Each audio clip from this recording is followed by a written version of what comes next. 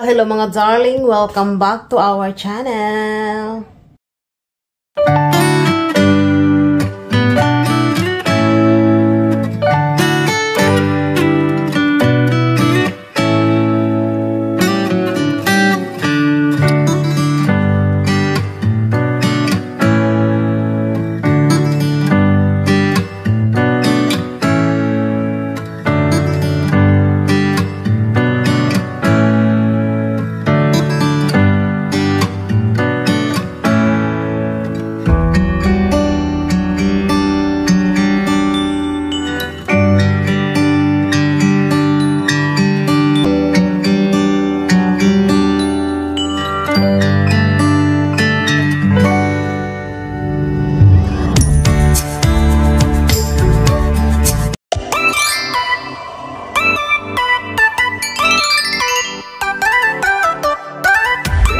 Kumusta po kayo dyan? Pasensya na sa itsura natin, ganun talaga. Update ko lang kayo mga darling ng oras natin yan. Dito ay 21:03 ng gabi. At magluluto tayo ng ating dinner. Ayan, kasi kanina na malingki kami ni tatay at ni baby. Diretso na kami galing sa center kasi kanina ay may, si baby, may, ano bang tawag doon? May check-up siya. Yung monthly check-up. Okay naman lahat ng ni baby. Yung timbang niya, yung height niya. Okay naman yung growing niya. So ngayon, ipapakita ko sa inyo kung anong lulutuin natin. Ito ay binabad ko sa olive oil. And then mga spices. Ito. Iba-ibang klase. Ayan. Maraming klase. Hindi ko na binalatan itong patatas dahil ganun din naman ang kakalabasan niyan pagka nakain na. Pag nasa tiyan niya, di ba? Prepare lang natin itong ating mga vegetable. Ang ating prinsesa ay nasa kwarto. Dinala ng ama doon. Dahil nagbabawas ng kasalanan. Mag-ingay-ingay nga siya doon sa kwarto. Dahil binuksan ko na naman ang kanyang laruan. Kahit antok na antok siya, ayaw niyang matulog. Alam niyo ba, meron naman kaming sangkalan pero ayaw kong gumamit. Okay na tong ganito.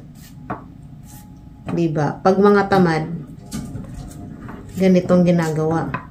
Tahimik ah. Ano kayang ginagawa nun? Kumusta na kayo mga darling?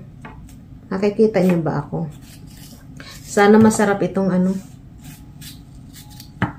binabad nating karne. First time kong gumawa nito. Ayun na. Iingay na siya. Kanina, bumili lang kami ng pagkain namin doon sa store. Yung luto na siya. Yung ribs. Ay, pagkadami naman talaga ng kinain ko Kaya nagutuman ako. Kaming dalawa, mag-asawa. Ito ay, ganyanin lang din natin. Hinugasan ko na to mga darling. Ayaw ko talagang gumamit ng hanggat maaari. Ng chopping board. Maano lang naman to, mabilis Bubudburan ko lang to ng asin at saka ng olive oil. Alam niyo ba mga darling, ang sakit pa rin ng ng shoulder, knees and toes ko. Ang sakit. Di pa rin gumagaling. Kaya pagka sa madaling araw, sa paggigising ko, napakasakit. As in, napakasakit. Kaya ginaganito ko siya kasi ayaw ni tatay ng yung malalaki yung hiwa. Gusto nun nung isusubo na lang, ayaw nang haanuhin pa. Diba? Tamad din. Okay lang yan. That's life.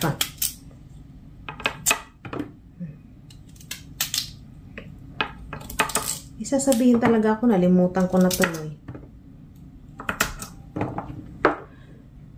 Pagod, ang sakit. May papakita pala ako sa inyo.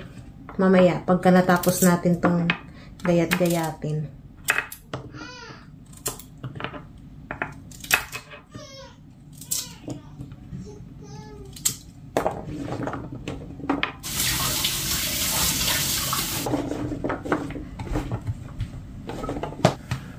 How's your daughter? Your daughter was shouting because she was falling to sleep and the toy was still on. And then you turn it off. I turned it off. Now. No, she's okay. She stopped fighting.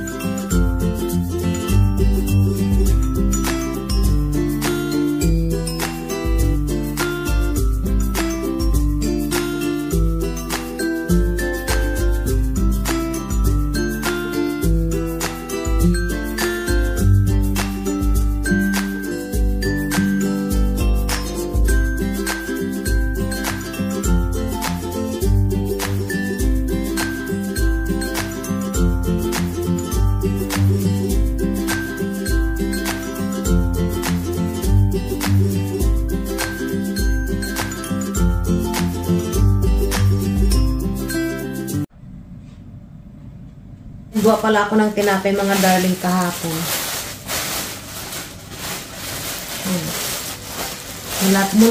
Muntik na naman naming maubos.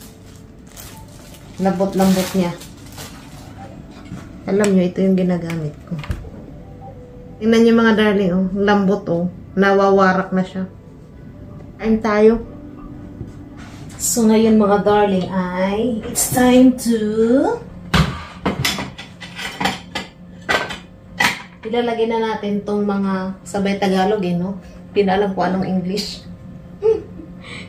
Ilagay na natin tong mga hugasin sa dishwash. Tapos, kanina, habang naggagayat-gayat tayo ng ano, ay inano na ni tatay yung ating, tawag nito? Yung ating laundry. Ganito kami dito sa bahay. Tulungan kami, mga darling. We are helping each other. English yun, mga darling. At ang ating prinsesa, nakatulog na dahil pinatay yung laruan niya.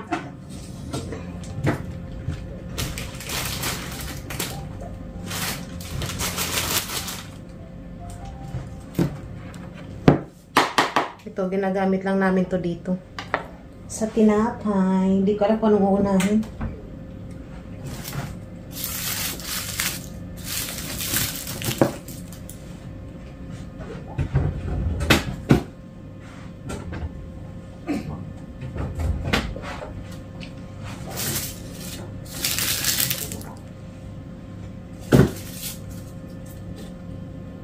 May sasabihin pala ako sa inyo mga darling. Yun na nga.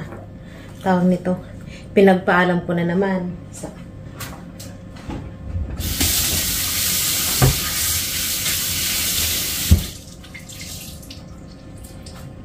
Pinagpaalam ko na naman ng ating asawa. Sabi ko sa kanya, sige na, magpakita ka na kako sa ano, sa inyo. Dito sa ating kwan. Ko nang bigkasing kasi nandyan siya. Nasa likuran ko. Ay, nasa likuran nyo. Ayan. Sabi ko sa kanya, magpakita ka na kako. Kahit, sabi ko sa kanya, kahit isang beses lang, pangako. Sabi kong ganyan, pangako, kahit isang beses lang. Tapos, sabi niya, baka, ano, sabi niya ganun, baka, pwede, sabi niya, pwede, balang araw, pero hindi pa ngayon. Sabi niya gano'n. Diba, malay natin, kantahan lang natin siya ng kantahan. Awitan natin ng awitan para magpakita sa inyo. Talbuman yan siya, mga darling.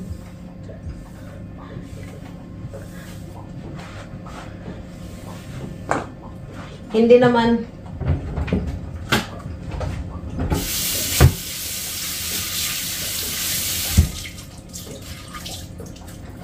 Hindi naman as in kalbo, kaya lang siya kalbo kasi inaano niya, malapad na ba yung niya, mayaman na ba siya, kaya mapaliparan na siya. Dahil yung buhok niya katulad sa nanay niya, kunti lang. Kaya ang ginagawa niya, kinakalbo na lang niya. Tapos madalang lang siya mag-ahit. Dahil mas mahirap kasi nandyan kasi siya eh. Mas pakiramdam niya lalaki siya pag meron siyang bigote na mahaba. Dahil yun ang nila dito. Gustong-gusto nilang may bigote. Dahil dun sa pinuntahan niyang pagtitipon ba, dun sa pinuntahan natin dati nung naka-live tayo. Nung makita siya ng mga katrabaho niya, oh, nasa na yung mo? Akala ko ba may bigote kang mahaba? Nasaan na? Sabi niya, tinanggal ko.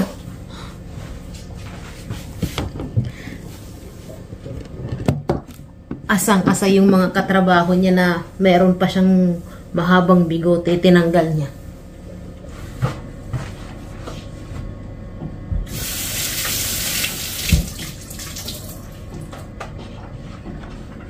Sobrang ko no. Sobrang abala. Meron pa kami ditong siomai.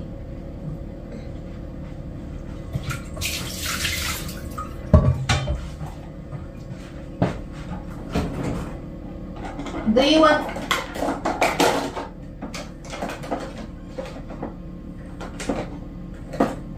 want some siomai, tatay?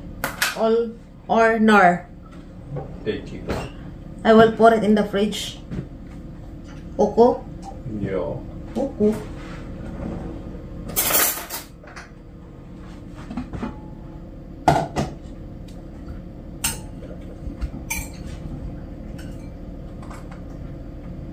Ito man yung ulam namin kahapon.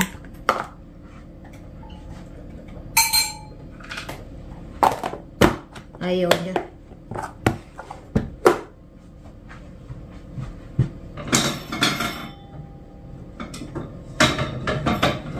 Ay.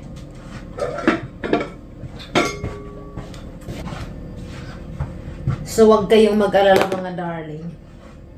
Balang araw makikita nyo din ang ating asawa.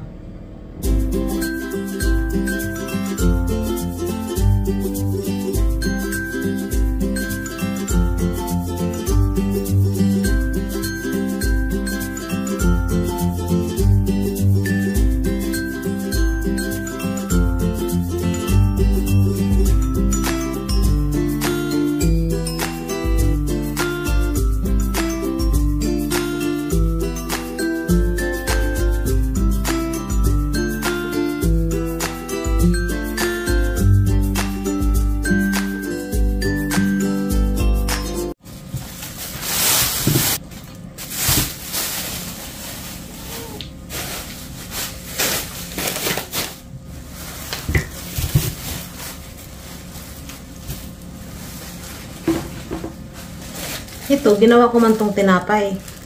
Kaya lang, nasubrahan ko ng baking powder dahil nagkamali ako ng sukat. Eh, di medyo mapait-pait siya. Kaya, dito na lang to. Itatapon na. Ito yung putok siya eh. Yung putok. Hindi sa kilikili ha. Ito yung putok siya. Tapos, ngayon, hindi ko na kinain. Biyak ang prinsesa. Nananaginip yun. Itatapon na sana namin, kaya lang nanghihinayang ako. So, ipapakain na lang namin to sa isda pag umuwi kami doon sa kanila. Or sa mga ibon. Ang oras natin ngayon dito ay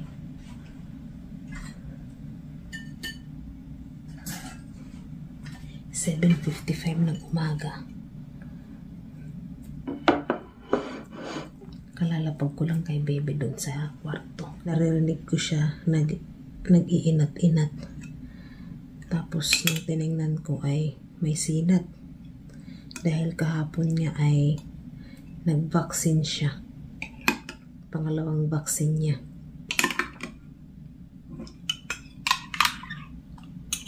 Kaya siguro nag-inat-inat dahil tawag nito mainit yung ano niya, mga paa, mga binti, mga hita, lahat na.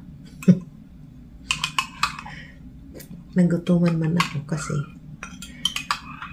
anong oras na rin, nasa 7 na nga. Mag-almusal muna ako. Maulan pala ngayon dito. Ngayong week na to ay maulan. Nag-uumpisa na ang taglagas. Taglagas? Oo, kasi parehas lang naman yun. Nag-uumpisa nang magdilaw at magtaglagas yung mga dahon dito. Kaya naman ang aming mga sinampay ay pinapasok namin dito pagka ganitong malamig. Dahil matagal matuyo pagka nasa labas. Nalimutan ko tong avocado, malapit nang mabulok tuloy.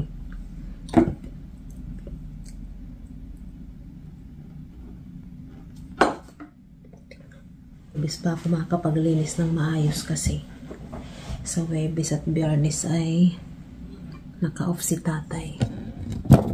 Nakikita niyo ba ako?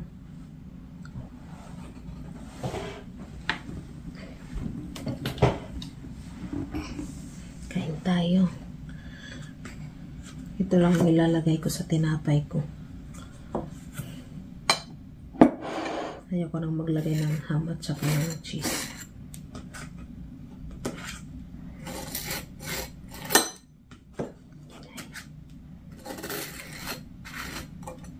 Hindi nakasara yung pinto sa kwarto kasi nandun yung ano ni baby. Yung kumot nandun sa may pintuan, nakasampay. Kain tayo. Ha?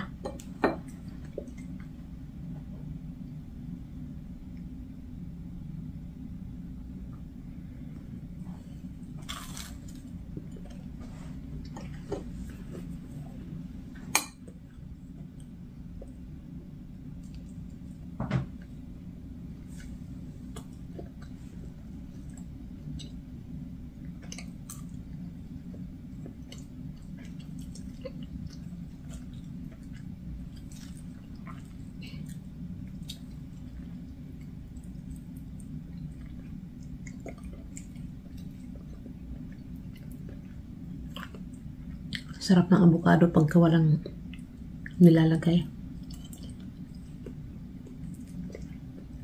Malinamnam. Huwag lang natin kainin tong itim na.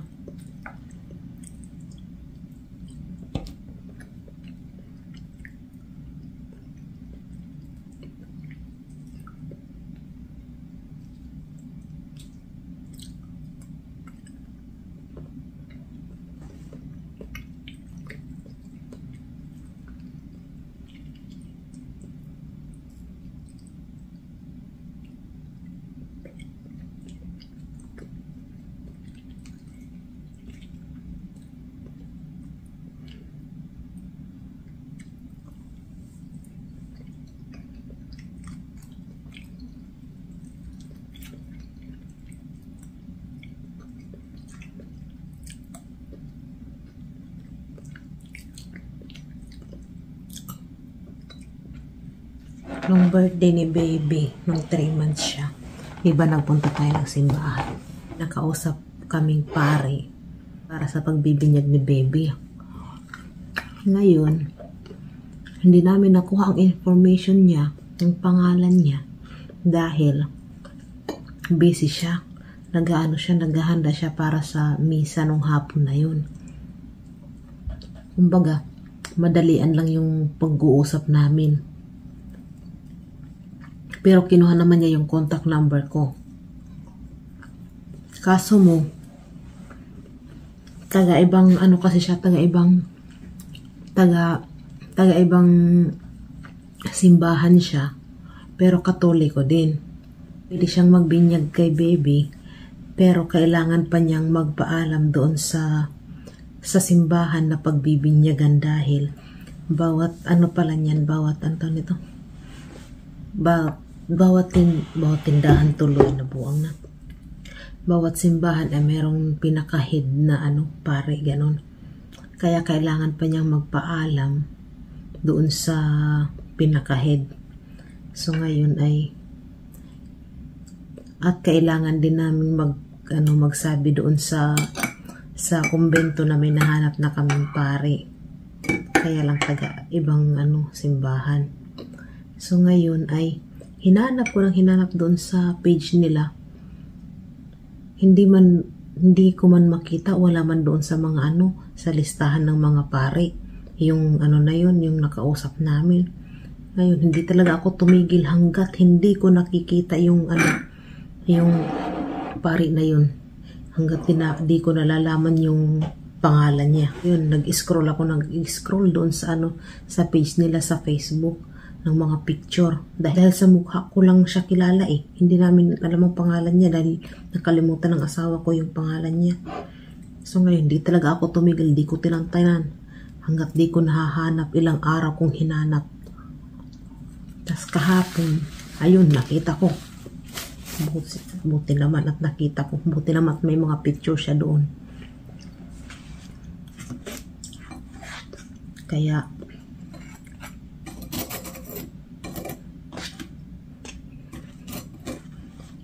may message ko yung sa St. Mary sa simbahan na pagbibinyagan ni baby.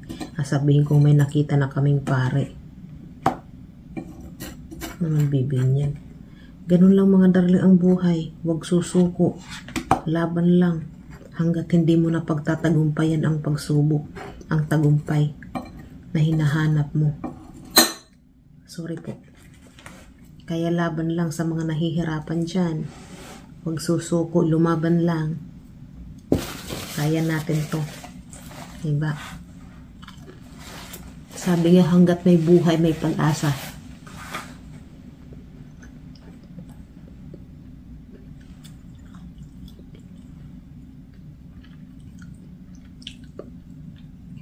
Ganyan talaga ako pag hindi ako, ganyan talaga ako, hindi talaga ako mapakali hanggat hindi ko nakikita hanggat hindi ako na, sa buhay. Sa gusto ko, hindi ko talaga tinatantanan. Kaya laban lang mga darling.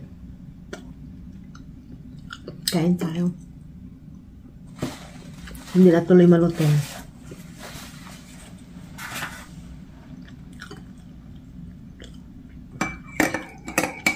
Naggatas ako ng mainit. Tapos mag-yogurt na malamig. Goodbye, Chan. May good news ako sa inyo mga darling. Nag-reply na yung taga doon sa simbahan. At kinonfirm na nila yung sa birthday ni baby. So ngayon, hihintayin na lang namin yung meeting namin kay Father. Kung ano pa yung mga kailangan na gawin. Excited na ako sa binyag ni baby. Kaya lang, mga darling, baka hindi ako makapag-vlog dahil maraming mga masasagasaan ba. Alam nyo naman na nandun lahat ang pamilya ng ating asawa, kaya hindi ako makakapag-vlog nito. Panigurado. Dahil kung makapag-vlog man ako, mahirapan akong mag-vlog dahil kailangan ko pang tabunan ang mga pagmumukha nila. Grabing mga pagmumukha. Yung mga mukha nila, diba? Kaya ako lang din ang mahihirapan. Kaya sinasabi ko na sa iyo ngayon pa lang na hindi ako makakapag-vlog sa oras ng binyag ni baby. Ayoko ding pahirapan ng sarili ko sa pag-i-edit dahil wala nang akong time sa gawaing bahay dito sa bahay. Ipahirapan ko pang sarili ko. So ayan, maraming salamat na lang talaga kay Lord at sana maging okay ang lahat. Hindi na ako mag-aano ng masyadong dekorasyon. Ang mahalaga naman doon ay magkatipon-tipon, magkakilanlan, diba? At saka mabusog ang ating mga bisita. Hindi na kailangan ang magarang dekorasyon. Tama ba ako mga darling? Tama o tama? Hindi na kailangan magpa-social-social. Ang importante ay nagkatipon-tipon at mabinyagan si baby. Mabusog ang mga bisita, ang lahat, mag-enjoy ang lahat. Yun lang. Pero hindi mawawala ang karaoke. Di ba? Mawala na lahat ng dekorasyon, wag lang ang karaoke.